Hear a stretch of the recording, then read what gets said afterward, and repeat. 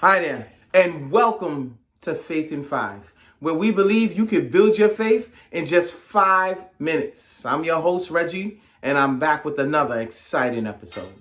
Happy Friday. Beginning of the week for some, the end of the week for others, right?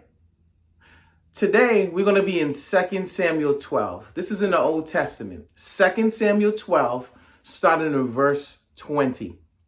We're going to be talking about a great king, King David. And a question I want to put out to you guys. What is something that you're holding on to? What is something that has been your baby you're holding on to that you don't want to let go of? I want you to think about that for a moment. And then as we read the story, it'll pretty much clarify everything. But before I do that, let me give you a backdrop to the story. Now, King David at this time was at war. So while he's at war at this time, he sees this beautiful young woman. Her name is Bathsheba. And Bathsheba was beautiful. He calls her to him, and guess what? He's intimate with her. I'm just paraphrasing the whole story, guys. So when you take time, you can read it. But what happens as well, she becomes pregnant. Now, Bathsheba is married to a man named Uriah. And Uriah is one of the soldiers that's out at war. So upon hearing that she's pregnant, he tries to find a way to pretty much get rid of Uriah. And he puts Uriah in the front of the battle where it's very fierce. And Uriah is killed. And he takes Bathsheba, his wife, into his home, pregnant. Now, David had a friend. His friend name was Nathan. He was a prophet. Nathan comes with a story to King David and lets him know that you're the person that done this wicked deed. And he tells him how God is going to raise somebody up in your house. What you did in private, they're going to do in broad daylight. He also tells him the kid that you're about to have, that pretty much Bathsheba had at that point, will end up dying.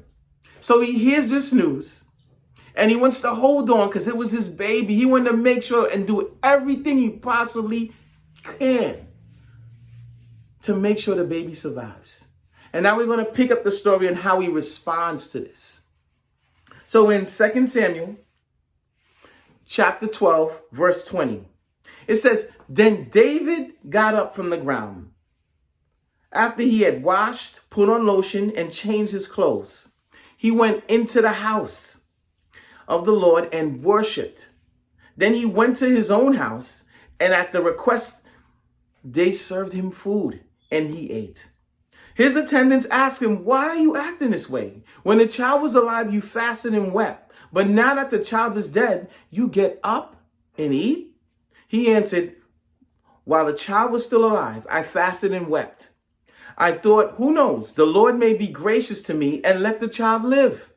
But now that he is dead, why should I go on fasting? Can I bring him back again? I will go to him, but he will not come to me.'" Wow, this is an amazing story on how David handled, guess what? Defeat. Not only defeat, pain, consequences. You see, he had a lot of consequences to his actions. He was hoping to save his baby. He couldn't do it.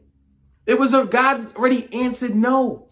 When he found out the child was dead, it said the man, he got up, washed up, got cleaned up, went, worshiped the Lord, and sat at the table to eat and moved on with his life.